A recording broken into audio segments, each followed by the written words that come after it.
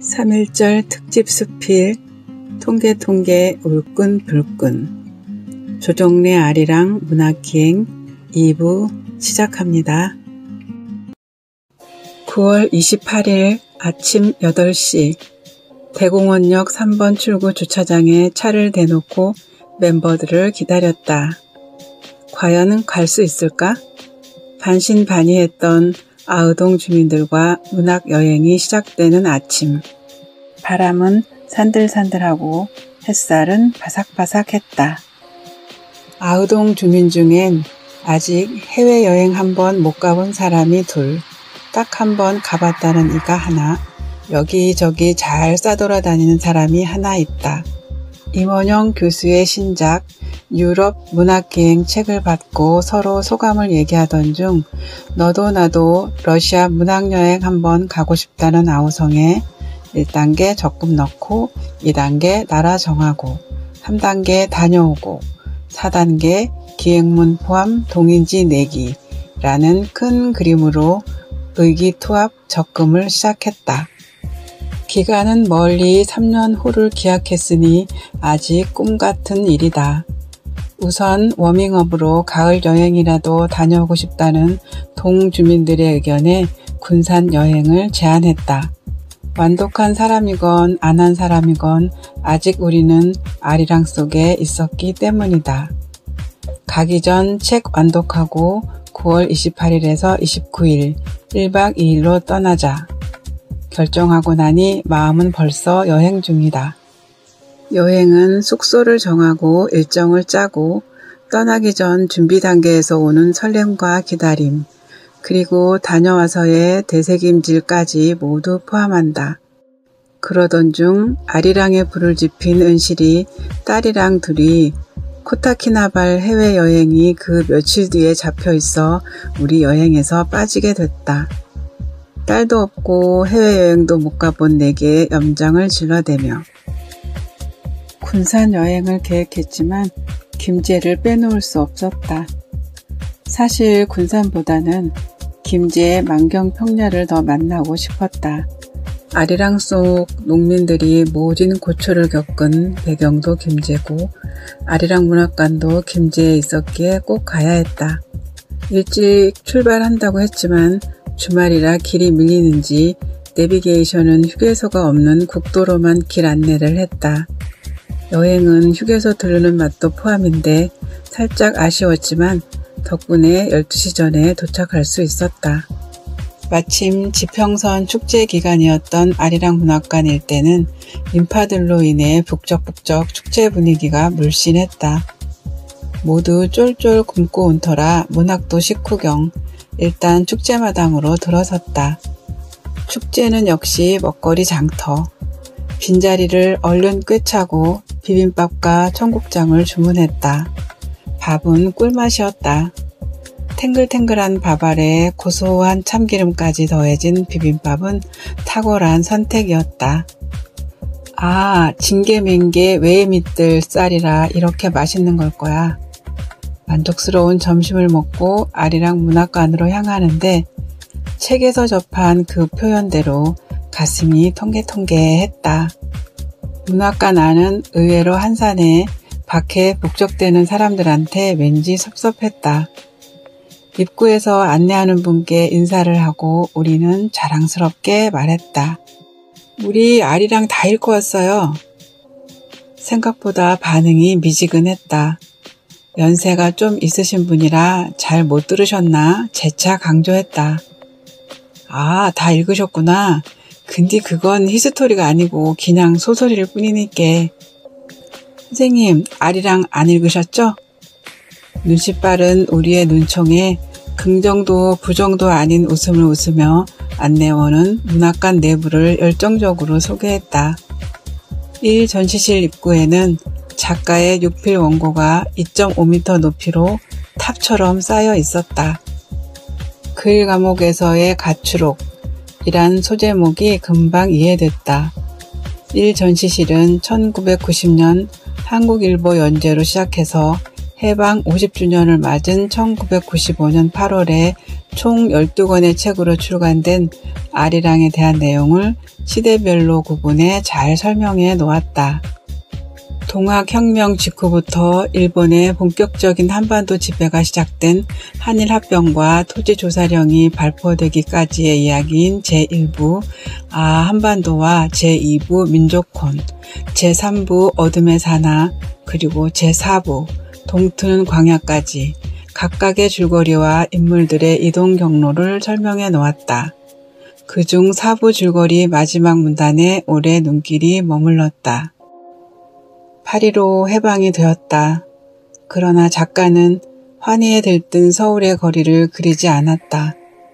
대신 중국인에게 쫓겨 만주 벌판을 헤매는 동포의 순환을 형상화하는 것으로서 아직도 온전히 복구되지 못한 우리의 민족사에 대한 깊은 화두를 던져 주었다.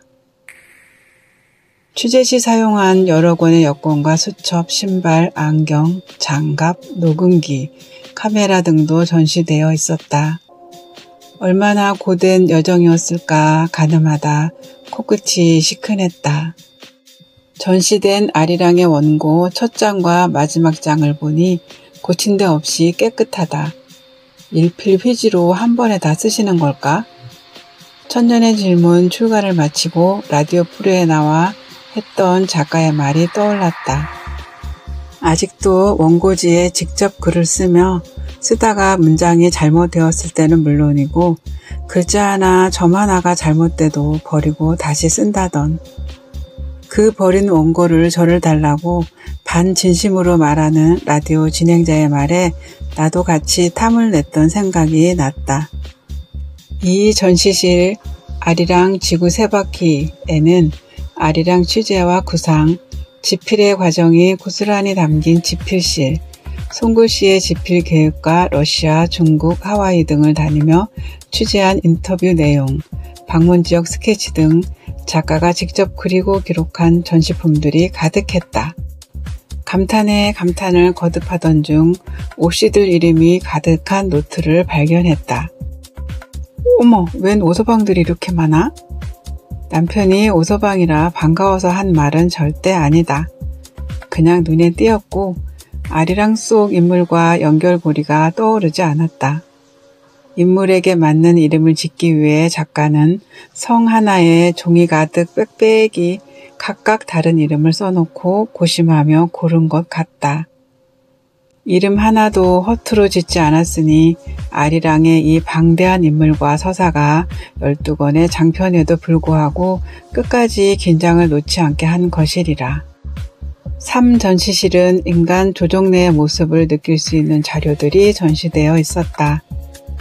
사진으로 보는 작가의 인생, 학교 졸업사진, 자화상과 가족사진들. 그의 푸릇하고 맑은 젊은 시절 사진을 대하니 문득 한 생애 동안 사람이 할 수 있는 일이 이렇게 많은데 나는 뭘 하고 살고 있나 뜬금없는 반성을 하게 됐다. 여러 사람의 다양한 마음을 담아 아리랑을 필사에 보관한 4 전시실을 끝으로 우리는 다음 여정을 위해 발길을 돌려야 했다. 멀지 않은 곳에 하시모토 농장과 아리랑 문학마을이 있으니 둘러보라는 안내원의 말에 예정대로라면 징계맹객 외 밑들로 가야 했으나 내비에 아리랑 문학마을을 입력했다. 문학관과 문학마을이 한 곳에 같이 있으면 좋겠다. 아리랑 문학마을을 찾아가던 중 문제가 생겼다. 내비가 안내해주는 대로 가다 보니 지평선 축제로 인해 군데군데 임시주차장을 만들면서 차량 통행을 막아버렸다. 이를 알 리 없는 내비는 땡땡땡거리며 길을 잘못 들었다고 계속 제가 아는 길로 돌아가길 원했다. 임시주차장을 관리하는 현지 주민에게 물어 어림짐작으로 찾아가던 중 이번 여행에서 가장 기억에 남는 길과 마주했다. 역시 목적지로 가는 길은 여러 갈래. 가던 길에서 벗어난다 해도 조바심 낼 필요 없다. 뜻하지 않게 어마어마한 풍경을 만날 수도 있으니까. 우와, 장관이네. 혹시 이 길이 일본 놈들이 쌀 실어 나르기 편하게 만든 신장로 아닐까? 맞아, 그럴 수도 있겠다. 이 길을 닦느라 강제 부역한 김제 사람들이 생각나네. 아리랑 안 읽었으면 그냥 멋있다는 감탄만 하고 지나갔을 길이지. 어떻게 논 가운데에 신장로가 있을 수 있지? 난 논에는 논둑만 있는지 알고 살았네. 우리 동네에 버덕마을이 있거든. 버덕은 들판이란 말인데 화천 버덕마을은 버덕도 아니여. 어마어마한 평야 사이로 왕복 2차로의 길을 달리던 그 기분은 태어나서 처음 겪는 환희였다. 지리감이 좀 떨어지는 셋은 아마도 우리가 달렸던 그 신장로가 사진에서 그림에서 보던 그 길이 아니었을까? 나중에서야 짐작만 할 뿐이었다. 한편 이 넓은 곡창지대에 누릿하게 익어가는 벼를 보고도 내 땅 다 뺏긴 채 배를 골아야 했던 그때 농민들의 우라와 분노가 고스란히 전해져 왔다. 아리랑 문학마을이 가까워 오면서 이정표로 만난 내촌이란 마을 이름이 내 고향 이름이나 되는 것처럼 반갑고 아팠다.